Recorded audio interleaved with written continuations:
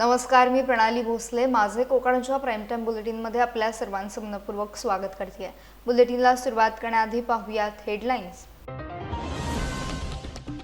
40 वर्षांचा पुनर्वसन प्रश्न आता निर्णायक लढाईत. हनुमान कोळीवाडा नवीन शेवाचा एल्गार. 15 ऑगस्टला JNPA भवनासमोर उपोषण करण्याचा निर्णय. खेडमध्ये आदिवासी भवनासाठी निधीची कमतरता पडू देणार नाही. योगेश कदम आणि रामदास कदमांच्या माध्यमातून निधी उभारणार. आदिवासी समाजाला हक्काचे भवन मिळणार.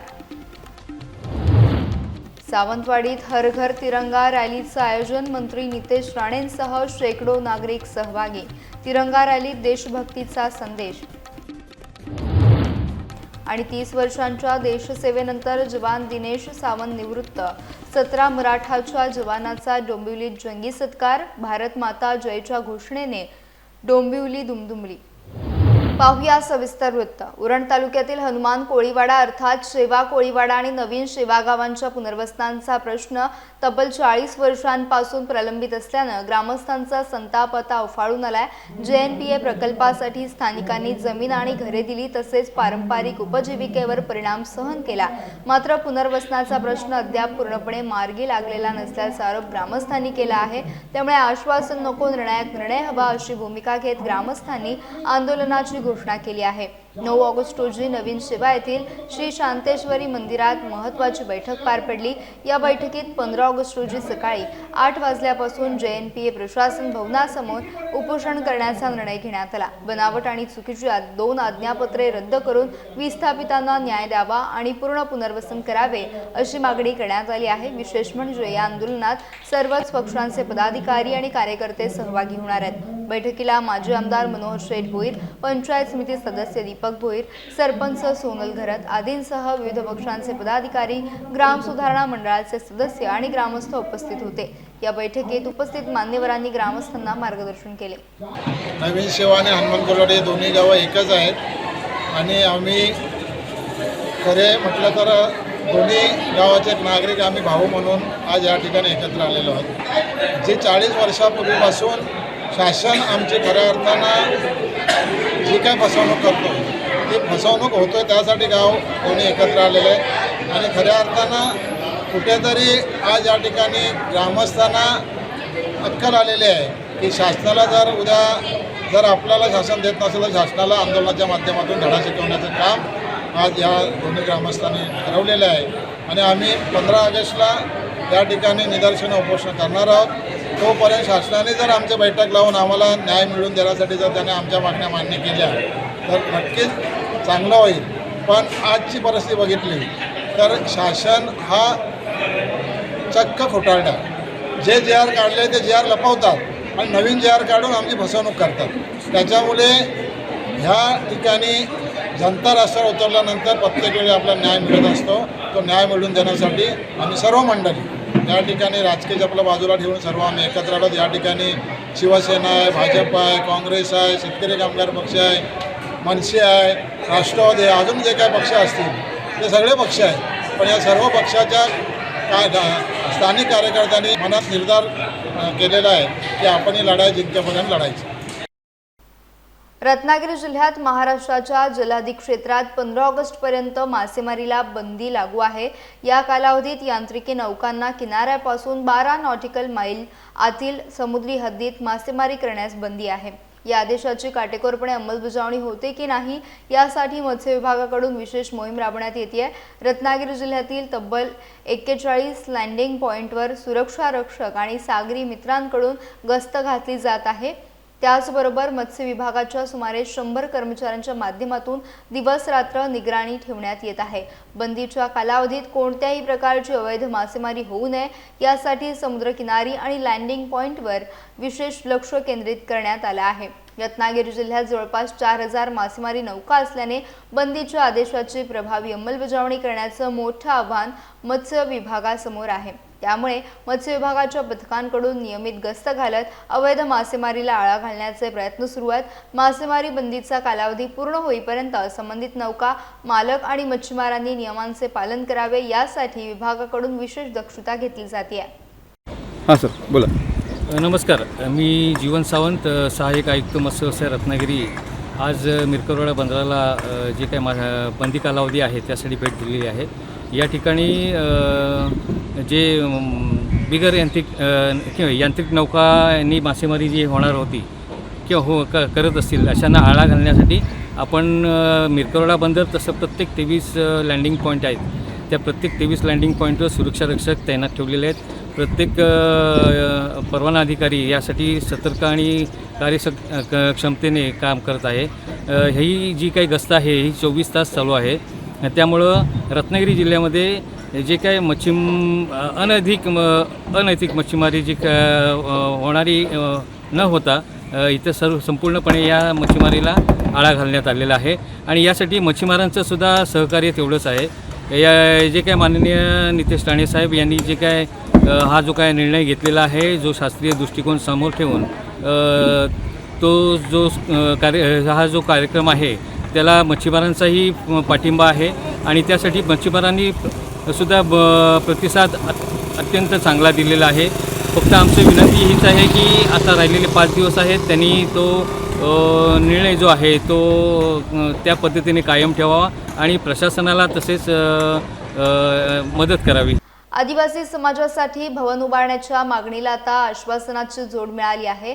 आदिवासी भवनासाठी निधीची कमतरता पडू देणार नाही असे श्रेया कदम यांनी स्पष्ट केले। कुणबी समाजाच्या भवनासाठी योगेश कदम यांनी स्वतःची खासगी जागा देऊन प्रत्यक्ष प्रश्न सोडवला। त्याच धर्तीवर आदिवासी समाजालाही हक्काचे भवन मिळावे अशी भूमिका श्रेया कदम यांनी मांडली। शासनाच्या GR नुसार आदिवासी भवनासाठी जागा उपलब्ध करून देत भवन उभारणीसाठी 1 कोटी रुपयांपर्यंत निधी देण्याची तरतूद असल्याची माहिती त्यांनी दिली। हो, खूपच बरं वाटलं। दादाचं काम आणि पहिल्यापासून त्या बाहेरनी पण तालुका जे बांधणी केलेली आहे की योगदानाच्या पूर्ण पाठी मागे आहे ते आज या मेळाव्यावर सिद्ध झालं आणि आदिवासी बांधव किंवा आपले समाजाचे सगळे जे घटक आहेत ते सगळे आमच्या भाईंच्या आणि दादाच्या मागे नेहमी असतात, हे आज या मेळाव्यातून सिद्ध झालं। आणि आमचे सगळे जे पदाधिकारी आहेत, शासकीय अधिकारी आहेत, त्यांनी एवढं छान म्हणजे कार्यक्रम घेऊन काढला, त्यामुळे त्यांचेच पण सगळ्यांच्या मी मला वाटतं पहिल्यांदा कुठली गोष्ट कशी करायची ही आम्ही रामदास भाईंकडनं शिकली आहे। त्याच्यावरती पाय ठेवून योगेश दादांनी मला वाटतं कुणबी समाजाचा मोठा प्रश्न म्हणजे कुणबी भवन हा तुम्ही सगळ्यांना बघितलंय की कशी आपली खासगी जागा देऊन आज सुंदर तिकडे कुणबी भवन बनत आहे, त्याचं काम सुरू आहे आणि अख्खा कुणबी समाज हा मला वाटतं खूप आनंदात आहे। तोच आनंद आज मला वाटतं आपल्या आदिवासी समाजाला भेटला पाहिजे आणि त्याच्यासाठी मला वाटतं शासनासोबत माझं बोलणं चालू आहे, पण बघूया GR काय म्हणतो। पण शासन जागा देऊन मला वाटतं 1 कोटीपर्यंत बांधण्यासाठी सुद्धा देतो आणि त्याच्यावरती मी सांगितलेलं आहे की ते तर करूच, पण त्याच्यामध्ये सुद्धा कुठेही निधीची कमतरता असली तर रामदासभाई आणि योगेशदादांच्या माध्यमातून नक्कीच आपण रायगडच्या पालकमंत्रीपदाचा तिढा 2 दिवसात सोडवा आणि भरत गोगावले यांची पालकमंत्रीपदी नियुक्ती करायची मागणी आमदार महेंद्र थोरवे यांनी केली आहे। मुख्यमंत्री देवेंद्र फडणवीस यांनी गोगावले यांच्या पालकमंत्रीपदाला हिरवा कंदील दिल्याचं एकनाथ शिंदे यांनी सांगितल्याचा दावा थोरवे यांनी केला आहे। आता या तिन्ही नेत्यांचा एकत्रपणे निर्णय विधानसभेच्या निवडणुकीच्या वेळेस त्या ठिकाणी झालेला आहे। आम्हाला सुद्धा शिंदे साहेबांनी बोलून घेऊन सांगितलं की पालकमंत्री भरत शेठ यांना त्या ठिकाणी करण्यासंदर्भात सुनील तटकरे साहेब असतील आणि मुख्यमंत्री साहेब असतील यांनी सुद्धा त्या ठिकाणी ग्रीन सिग्नल दिलेला आहे असं आम्हाला त्या ठिकाणी सांगितलं। आणि मग विधान परिषदेच्या निवडणुकीमध्ये आम्ही सगळ्यांनीच प्रामाणिकपणे त्या ठिकाणी जो उमेदवार त्या ठिकाणी सुनील तटकरेंच्या चिरंजीवांना उमेदवारी दिली तर त्यांचं आम्ही प्रामाणिकपणे काम करण्यासाठी आम्ही सगळ्यांनी एकत्रपणे आलो आणि ते बिनविरोध निवडूनसुद्धा आलेले आहे। परंतु आता भरत शेठ यांना पालकमंत्री करण्यासंदर्भात जी काही आता दिरंगाई होत आहे त्याच्या बाबतीत खरोखरच मी स्वतःसुद्धा या ठिकाणी नाराजी व्यक्त करतो की आता 15 ऑगस्ट आलेला आहे समोर, अजूनही तुम्ही त्या ठिकाणी पालकमंत्री घोषित करत नाही आणि सर्व आता सत्ता तिन्ही नेत्यांचं एकत्रपणे आलं असताना मग आता घोडा अडलं कुठे, हा मोठा प्रश्न आमच्या समोर पडला आहे की जर आता आम्ही विधान परिषद जी होती ती सुद्धा आम्ही त्या ठिकाणी एकत्रपणे दिली, वरिष्ठांचा आदेशसुद्धा सगळ्यांचं पालन आम्ही त्या ठिकाणी केलं, मग रायगडचं नुकसान का? प्रत्येक जिल्ह्याला पालकमंत्री त्या ठिकाणी दिलेला आहे आणि त्या पालकमंत्र्यांच्या माध्यमातून तिथली कामं केली जातात। आमचा जिल्हा नियोजनच्या संदर्भात कोण कोणता निधी येतोय, कोण निधी कुठला घेऊन जातोय हेच आम्हाला त्या ठिकाणी समजत नाही, कारण आमच्याकडे पालकमंत्रीच नाही. आज जवळजवळ राज्यामध्ये सत्ता येऊन 1.5 वर्षे होऊन 2.25 वर्षे व्हायला आली, तरीसुद्धा आम्हाला त्या ठिकाणी पालकमंत्री मिळत नाही. शोकांतिका आहे आमची. आज 7 आमदार आम्ही एकत्रपणे त्या ठिकाणी आहोत. आमच्या रायगडचा विकास कुंठला जातोय. मी माझ्या तिन्ही मुख्यमंत्र्यांना विनंती आहे, उपमुख्यमंत्र्यांना विनंती आहे, दोन्ही उपमुख्यमंत्र्यांना विनंती आहे का तुम्ही 2 दिवसामध्ये कोणत्याही परिस्थितीमध्ये रायगडचं पालकमंत्रीचा तिढा हा ताबडतोब सोडवावा, कारण रायगडच्या विकासाला त्या ठिकाणी गती मिळत नाही. त्यामुळे आपण रायगडचा विकास करण्यासाठी रायगडचं पालकमंत्री पद हे तात्काळ त्या ठिकाणी भरतशेठ गोगावले यांना देऊन रायगडचा पालकमंत्रीचा तिढा सुटवावा, हे आपल्या माध्यमातून त्या ठिकाणी मी माझ्या या वरिष्ठांना या ठिकाणी विनंती करत आहे. सर, तिड्यामध्ये कोणी खोडा घालतोय? नाही, अशी काही परिस्थिती आता शिवसेना पक्ष आणि धनुष्यबाण चिन्हाच्या याचिकेवर न्यायालयाचा निर्णय आम्हाला मान्य असेल असं आमदार महेंद्र थोरवे यांनी म्हटलंय. न्यायालयावर विश्वास ठेवण्याचं आवाहन करत त्यांनी उद्धव ठाकरेंना टोला लगावलाय. शेवटला न्यायालयावर विश्वास समोरच्यांनी विरोधकांनी पण ठेवला पाहिजे. आम्ही न्यायालयावर विश्वास ठेवलेला आहे. न्यायालयाने काय आमच्या बाजूने निर्णय दिला अशी काही परिस्थिती नाही आहे, परंतु न्यायालय जो निर्णय देईल तो निर्णय शिंदे साहेबांना मान्य आहे, आम्हाला मान्य असेल त्या ठिकाणी. परंतु आपण आपल्या खासदारांना आतापर्यंत त्या झालेल्या 2 वर्षाच्या याच्यामध्ये खासदार निवडून आल्यानंतर त्यांना भेट साधी मिळत नव्हती, त्यांना विचारलं जात नव्हतं, आणि म्हणून शेवटला बाळासाहेबांच्या विचारांची असणारी शिवसेना शिंदेसाहेब ज्या गतीने पुढे घेऊन चाललेले आहेत, आज राज्यामध्ये आपण पाहताय की शिंदेसाहेबांबरोबर केवढे नगरसेवक, केवढे सरपंच, केवढे सगळे नगराध्यक्ष, सगळे त्यांच्याबरोबर जिल्हा परिषद सदस्य, पंचायत समिती सदस्य, सभापती, सगळी यंत्रणाच पूर्णपणे आज शिंदेसाहेबांच्या बरोबर शिवसेनेची आल्यामुळे त्यांच्या हातात काय राहिले नाही. त्यामुळे त्या खासदारांसुद्धा त्या ठिकाणी वाटलं बाबा आम्ही इथे राहून लोकांनी जे लोकप्रतिनिधी म्हणून निवडून दिलेलं आहे, जर लोकांची कामं त्या ठिकाणी केली गेली नाहीत तर लोक पुन्हा त्या ठिकाणी निवडून देणार नाहीत. म्हणून त्या सगळ्या खासदारांनी त्या ठिकाणी निर्णय घेतला की विकासाला प्राधान्य दिलं पाहिजे, आपल्या भागाचा विकास झाला पाहिजे, यासाठी त्या खासदारांनी निर्णय घेतला. आता आमदारही निर्णय घेतील, नगरसेवकही निर्णय घेतील, आणि शिवसेना संपूर्ण शिंदे साहेबांच्या पाठीशी एक संघपणे उभी राहील. अशा पद्धतीचं काम संपूर्ण महाराष्ट्रात शिंदे साहेबांच्या माध्यमातून सुरू आहे. त्यामुळे न्यायालयात जो निर्णय होईल तो निर्णय आम्हा सगळ्यांना त्या ठिकाणी मान्य आहे. आमचा न्यायालयावर विश्वास आहे की शिंदे साहेबांची शिवसेना हीच खरी शिवसेना आहे. त्यामुळे न्यायालय आम्हाला त्या ठिकाणी न्याय मिळेल अशी अपेक्षा आम्हाला आहे. धन्यवाद. खेड शहरातील प्रस्तावित बहुउद्देशीय व्यापारी संकुलाला शिक्षण महर्षी आणि माजी आमदार तुबा कदम यांचं नाव देण्याचा निर्णय घेण्यात आला आहे. खेड नगर परिषदेच्या 3ऱ्या सर्वसाधारण सभेत हा नामकरणाचा निर्णय घेण्यात आला. या निर्णयानंतर तुबा कदम यांच्या कुटुंबियांनी नगर परिषद प्रशासन, सर्व नगरसेवक आणि नगराध्यक्ष यांचे आभार मानले. तसेच माजी पर्यावरण मंत्री रामदास कदम आणि राज्याचे गृहराज्यमंत्री योगेश कदम यांनी या नामकरणासाठी विशेष पुढाकार घेतल्याबद्दल कुटुंबियांनी त्यांचेही आभार मानले. या निमित्तानं कदम कुटुंबियांनी रामदास कदम यांची त्यांच्या निवासस्थानी सपत्नीक भेट घेत आभार व्यक्त केले. तुबा कदम यांच्या कार्याच्या स्मृती जपण्यासाठी त्यांच्या नावाने उभे राहणारे हे बहुउद्देशीय व्यापारी संकुल महत्त्वाचे ठरणार आहे. त्यांच्या कार्याची आठवण खेड शहरातील नागरिकांना कायम राहावी अशी भावना कुटुंबियांनी व्यक्त केली. सर्वात प्रथम धन्यवाद, कारण शिक्षण महर्षी तुबा कदम साहेब म्हणजे या खेड तालुक्याचे लोकप्रतिनिधी.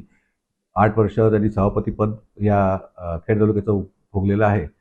त्याचप्रमाणे 10 वर्ष त्यांनी आमदार म्हणून या जनतेची सेवा केलेली आहे आणि ग्रामीण भागातील वेगळ्या अडचणी सोडवण्याचा त्यांनी नेहमीच प्रयत्न केला. शिक्षण खात्यामध्ये, शिक्षण ह्याच्यामध्ये कुणबी शिक्षण प्रसारक संस्था उभ्या करून ग्रामीण भागातल्या विद्यार्थ्यांना शिक्षणाचं दार खुलं केलं. अशा या त्यांच्या कार्याचा गौरव हे माजी पर्यावरण मंत्री, शिवसेना नेते आदरणीय रामदासभाई कदम हे आम्ही जेव्हा त्यांना भेटायला जात होतो तर ते या दादांच्या कार्याचा गौरव नेहमीच करायचे आणि ते नेहमीच म्हणायचे की आम्हाला अशा प्रकारचं काहीतरी काम, दादांचं नाव जे राहील असं करायचं आहे. आणि आदरणीय शिवसेना नेते रामदासभाई कदम यांनी आपला शब्द खरा केला आणि या 3ऱ्या खेड नगरपालिकेच्या 3ऱ्या मीटिंगमध्ये हा ठराव करण्यात आला की खेड महाड नाके ते होणाऱ्या व्यापारी संकुलाला आदरणीय तुबा कदम साहेबांचं नाव हे देण्याचा खेड नगरपालिकेने मान्य केलं, प्रस्ताव केला आणि ते प्रस्तावित आता होत आहे. तर या संदर्भात आदरणीय रामदासभाई कदम, गृहराज्यमंत्री योगेशदादा कदम आणि खेड नगरपालिकेचे सर्व नगरसेवक, युतीचे नगरसेवक या सर्वांचं आम्ही कदम कुटुंबियांतर्फे मनपूर्वक आभार व्यक्त करतो. त्याचप्रमाणे खेड तालुका शहर, खेड आणि शहर शिवसेना या सर्वांचं पुन्हा एकदा आम्ही आभार व्यक्त करतो. धन्यवाद. अलीकडेच जी माहिती मिळाली त्यानुसार खेड नगर परिषदेमध्ये एक महत्त्वपूर्ण असा ठराव झाला आणि त्यातून स्वर्गीय खेड तालुक्याचे माजी आमदार जे 80 ते 90च्या दशकात, 1980 ते 90च्या दशकामध्ये आमदार म्हणून या खेड तालुक्याला परिचित होते. दादांचं केवळ शिक्षण महर्षी म्हणून तालुक्याला परिचित आहेत असं नव्हे, तर या काळामध्ये नातूनगरसारखा प्रकल्प असेल, भोसत्याचा पूल असेल किंवा अनेक ठिकाणी रस्ते, पाणी, इतर सर्व ज्या काही मूलभूत सोयीसुविधा आहेत त्या पूर्तता करण्यासाठी त्यांनी अहोरात्र मेहनत घेतली होती. त्या काळाचा विचार केला तर अनुदान देखील अत्यंत तुटपुंज मिळायचं, पण तरी देखील त्यांच्या परीने त्यांनी समाजसेवा करण्याचा अहोरात्र प्रयत्न केलेला होता. आता ओघाने विषयाला म्हणून शिक्षण क्षेत्राचा विषय निघाला तर एवढं मोठं शिक्षण संकुल या ठिकाणी त्यांनी उभारलं. दुर्दैवाची गोष्ट म्हणजे अगदी जिल्हाभरातले गोरगरिबांची मुलं या ठिकाणी शिकतायत, शिकून गेलेली आहेत. आज देखील कोणीही भेटल्यानंतर त्यांच्या कामाचं जे स्मरण आहे ते सगळ्यांसमोर करून सांगतात.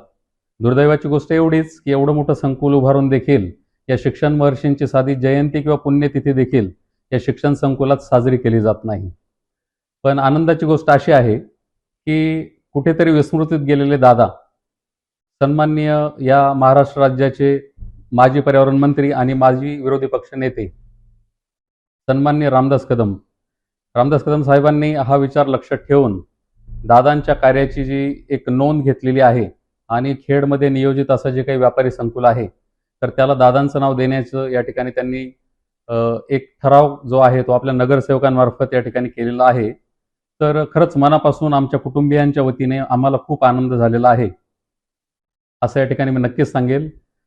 हे जे काही दादांचं नाव देण्याचे एकंदरीत जे कार्य आहे त्यामध्ये पुढाकार घेणारे मग शिवसेनेचे नगरसेवक असतील, भारतीय जनता पार्टीचे नगरसेवक असतील किंवा अन्य जे कोणी आहेत, ज्यामध्ये सन्माननीय गृहराज्यमंत्री योगेशदादा कदम आहेत किंवा रामदासभाई कदम आहेत, या सर्वांचा आमच्या कुटुंबियांच्या वतीने मी या ठिकाणी मनपूर्वक आभार व्यक्त करतो. धन्यवाद. देशभक्तीची भावना घराघरात पोहोचवण्यासाठी सिंधुदुर्गातील सावंतवाडी शहरात हर घर तिरंगा रॅली काढण्यात आली. उपरलकर देवस्थान ते जगन्नाथराव भोसले उद्यानापर्यंत झालेल्या रॅलीत मंत्री नितेश राणे, आमदार दीपक केसरकर, भाजप युवा नेते विशाल परब, भाजप जिल्हाध्यक्ष प्रभाकर सावंत यांच्यासह भाजपचे पदाधिकारी, कार्यकर्ते आणि शेकडो नागरिक उपस्थित होते. रॅलीनंतर नितेश राणे यांनी देशभक्ती, तिरंगा आणि भारत माता की जय, वंदे मातरमच्या मुद्द्यावर भूमिका मांडली. मदरशांसह काही संस्थांबाबत त्यांनी आक्रमक वक्तव्य केलं. देश सर्वप्रथम असल्याचं सांगत जिल्ह्यातील प्रत्येक विधानसभा मतदारसंघात तिरंगा रॅली काढणार असल्याचं त्यांनी सांगितलं. दरम्यान भाजप नेते विशाल परब यांच्या रॅलीच्या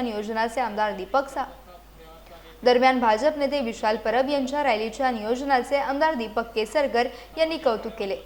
आलेल्या सर्वच पदाधिकाऱ्यांना, आलेल्या सर्वच भारतीय जनता पार्टी, इतर पक्षातील सर्वच मंडळींना मनापासून धन्यवाद देतोय. या ठिकाणी आजचा कार्यक्रम सक्सेस करण्यामागे छोटी मुलं ज्यांच्यामुळे आज कार्यक्रम चांगला झाला ते आमचे सर्व सैनिक, या सैनिकांमुळे आज खरोखर चांगला कार्यक्रम झाला. छोट्या मुलांमुळे झाला. महिला वर्ग आणि ज्येष्ठ म्हणजे आमच्या भारतीय जनता पार्टीच्या सर्व मंडल अध्यक्षांना मी मनापासून आपण टाळ्या वाजवूया, कारण त्यांचा सत्कार करण्याची काळाची गरज आहे. त्या सर्व मंडळींनी खूप चांगलं कार्य केलेलं आहे. या ठिकाणी आलेल्या व्यासपीठावरील सर्वच मंडळींना मी या ठिकाणी धन्यवाद देतोय, कारण या आजच्या कार्यक्रमाची दिशा पुढच्या वर्षी सुद्धा असाच न भूतो न भविष्य अशा प्रकारचा कार्यक्रम आपण आयोजित करणार आहोत. आपल्या सर्वांच्या आशीर्वादाने, सर्वांच्या प्रेरणेतनं आपण कार्यक्रम करायचा आहे आणि आता आलेल्या सैनिकांना कृपया आपण वर बोलवायचं आहे आणि या सैनिकांचा जोरदार सत्कार आपण करायचा आहे. प्रसन्नाजी देसाई साहेब. भूमीला आपली भूमी मानतो आणि ज्याच्यासाठी राष्ट्र प्रथम आहे तो प्रत्येक जण आज या तिरंगा रॅलीमध्ये आमच्या बरोबर उपस्थित होता. प्रत्येकाने आपल्या देशाबद्दल अभिमान वाटणं आणि देशाबद्दल गर्व असणं हे मला वाटतं अत्यंत गरजेचं आहे. आणि म्हणून आज तिरंगा रॅली ही ह्या जिल्ह्यातल्या प्रत्येक विधानसभा मतदारसंघामध्ये आमचे ह्या तिरंगा रॅलीचे जे जिल्ह्याचे प्रमुख आहे संदीप गावडे यांच्या नेतृत्वात आम्ही सगळेजण प्रत्येक मतदारसंघामध्ये ही रॅली काढतो आहे. ज्यांनी जे ह्या रॅलीमध्ये सामील झालेत त्या प्रत्येकाला या देशाबद्दल अभिमान वाटतो. मला वाटतं आपल्यासाठी आपला झेंडा आणि भारत माता की जय म्हणणं, वंदे मातरम म्हणणं हे अत्यंत गरजेचं आहे. आणि जे ह्या गोष्टी म्हणत नाहीत त्यांना आपल्या देशावर प्रेम नाही एवढंच ह्या निमित्ताने आवर्जून म्हणेन. आपल्या देशामध्ये राहून ज्यांना वंदे मातरम म्हणायसारखं वाटत नाही, उदाहरण काही अशाही संस्था आहेत, उदाहरण मदरसांसारखे संस्था आहेत जे आपल्या तिथे वंदे मातरम म्हणत नाहीत, त्या अशा संस्थेची नोंदणी पण रद्द करायला हवी अशा भूमिकेचा मी स्वतः आहे. काही लोक भारत माता की जय म्हणायला बघत नाही, मग त्यांना पाकिस्तानमध्ये पाठवण्यापेक्षा दुसरा पर्याय नाही. आणि म्हणून आपण आपल्या देशाबद्दल कडवट राहणं हे मला असं वाटतं अत्यंत गरजेचं आहे. निश्चितपणे साहेब, यात एक अशी गोष्ट दिसते की विधानसभेत एकमेकांच्या विरोधात असणारे आज देशप्रेमासाठी एकत्र आलेले पाहायला मिळतात. बघा, आमच्यासाठी आमचा देश सर्वप्रथम आहे, राष्ट्र प्रथम आहे. जसं मी सांगितलं, आम्ही कुठल्याही पक्षाचे कार्यकर्ते हे नंतर आहोत, पहिले ह्या देशाचे नागरिक आहोत. म्हणून आमचा तिरंगा आणि आमचं रक्त भगू आहे एवढं सांगण्यासाठी आज आम्ही सगळे एकत्र आलेलो आहे. प्रत्येकाने मनामध्ये ठेवला पाहिजे आणि मला असं वाटतं की निश्चितपणे प्रत्येकाच्या मनामध्ये आपल्या राष्ट्राचा अभिमान असतो आणि आदरणीय मोदी साहेबांच्या प्रेरणेतून या तिरंगा यात्रेची सुरुवात भारतामध्ये झाली आणि हर घर तिरंगा ही घोषणा त्यांनी दिली. आणि त्याच्यामुळे मला असं वाटतं की प्रत्येकजण ज्याला आपल्या घरावर तिरंगा फडकावतो त्याला देशाभिमानाची ही त्यांच्या मनामध्ये निश्चितपणे जागृत होते. आणि म्हणून सर्व संयोजकांचं या ठिकाणी मनापासून अभिनंदन करतो की चांगलं असं आयोजन या ठिकाणी केलं. मला खरं तर शक्तिपीठाच्या पाहणीचा दौरा आहे आणि त्याच्यामुळे तिथं उपस्थित राहण्यामुळे मला लवकर जावं लागतं. त्याच्यामुळे राष्ट्रगीत राष्ट्रभक्तीपर जी आज या ठिकाणी स्पर्धा आहे त्याच्यामध्ये पूर्ण वेळ मी उपस्थित राहू शकलो नाही, परंतु माझ्या संपूर्ण शुभेच्छा या मुलांबरोबर आहे. ती मुलं ही देशाचं भवितव्य आहेत आणि त्यांनी चांगल्यात चांगलं घडावं अशी मी त्यांना शुभेच्छा. सहकार्याने भारतीय जनता पार्टीच्या सगळ्याच सहकार्याने इथल्या सगळ्या राष्ट्रप्रेमी नागरिकांना सोबत घेऊन ही एक भव्य दिव्य जोशपूर्ण अशी तिरंगा यात्रा आज संपन्न केली आणि त्यामुळे अत्यंत समाधानी आहे, आनंदी आहे. संपूर्ण जिल्हाभरात विधानसभाने अशा पद्धतीच्या तिरंगा यात्रा अपेक्षित आहेत. 13 तारीखला कुडाळला होईल, त्यानंतर 14 तारीखला कणकवली मतदारसंघामध्ये होईल. आज सहभागी झालेल्या सगळ्याच राष्ट्रप्रेमी नागरिकांचं, माजी सैनिक, विद्यार्थी असतील आणि त्या सगळ्या शिक्षण संस्थांचे जे काही प्रतिनिधी असतील त्या सगळ्यांचं मी मनापासून आभार मानतो, त्यांना धन्यवाद देतो. आणि या सगळ्या निमित्त जे काही एक चांगलं वातावरण राष्ट्रप्रेमाचं निर्माण झालेलं आहे ते सगळं वातावरणासाठी शुभेच्छा. कार्यक्रम आहे भारतीय जनता पार्टीचा, पूर्ण देशभर होणारा कार्यक्रम आहे. पूर्ण देशभरात असंख्य पक्षाची असंख्य मंडळी ज्याप्रमाणे येतात त्याप्रमाणे ते सुद्धा आलेले आहेत. आम्ही त्यांचा या ठिकाणी त्यांना पण धन्यवाद मानलेले आहेत.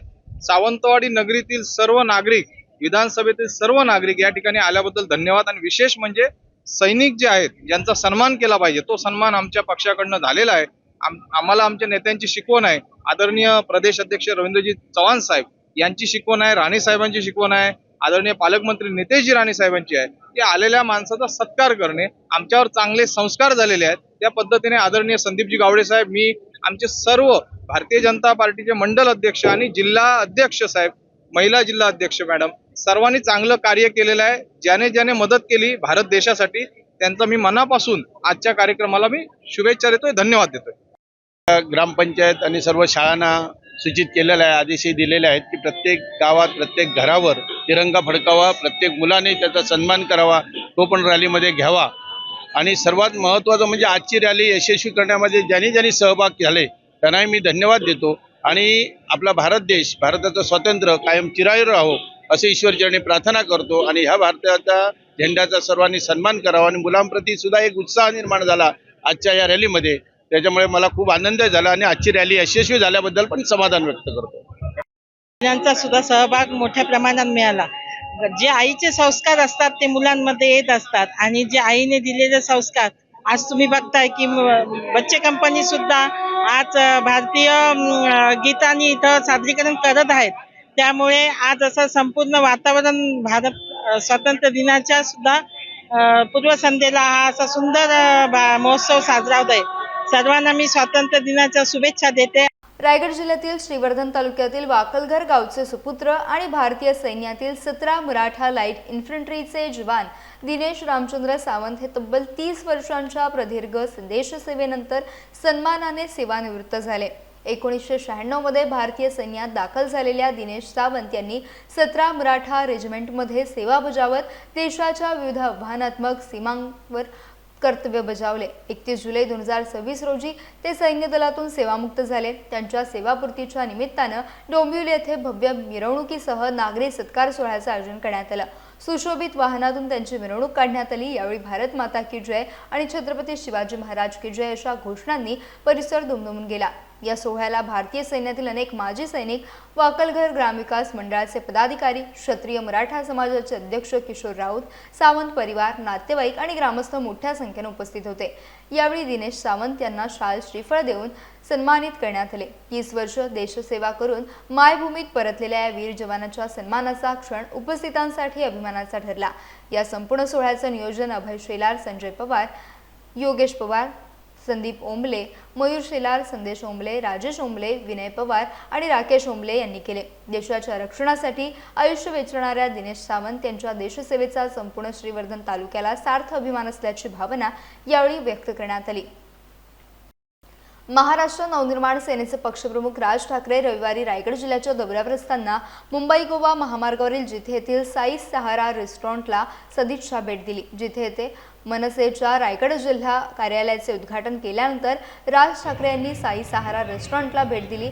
यावेळी संदीप देशपांडे, योगेश परुळेकर, राजेश येरुणकर यांच्यासह मनसेचे विविध पदाधिकारी उपस्थित होते.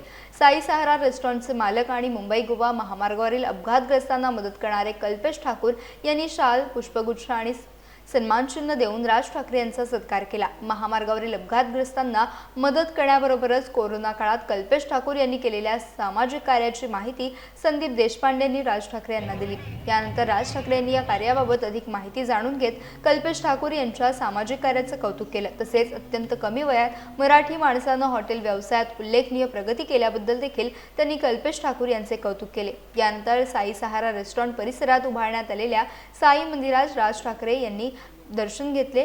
त्यांच्या या सदिच्छा भेटीमुळे मनसे पदाधिकारी आणि कार्यकर्त्यांमध्ये उत्साहाचं वातावरण पाहायला मिळालं.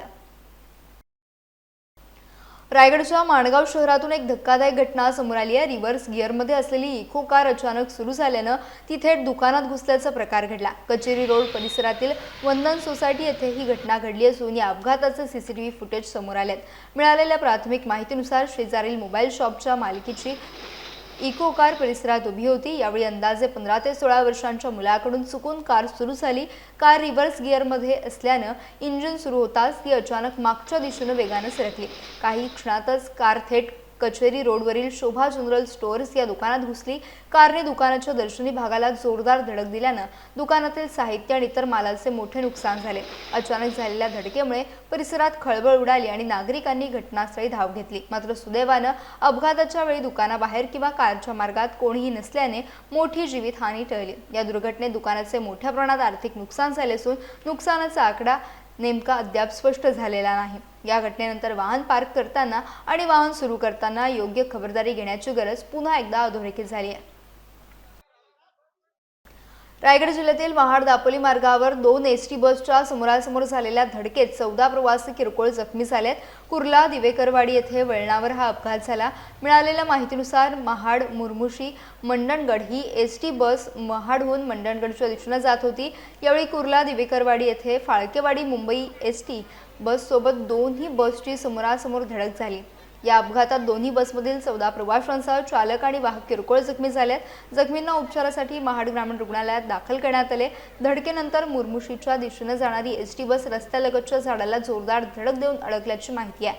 सुदैवाने अपघातात कोणतीही जीवितहानी झाली नाही. अपघातानंतर प्रवाशांसाठी दुसऱ्या बसची व्यवस्था करण्यात आली आणि त्यांना पुढील उपचारासाठी रवाना करण्यात आले. त्यामुळे मोठा अनर्थ टळल्याची भावना प्रवाशांकडून व्यक्त करण्यात येते. अपघाताची माहिती मिळताच संबंधित यंत्रणांनी आवश्यक कारवाई केली असून जखमींवर महाड ग्रामीण रुग्णालयात उपचार करण्यात आले.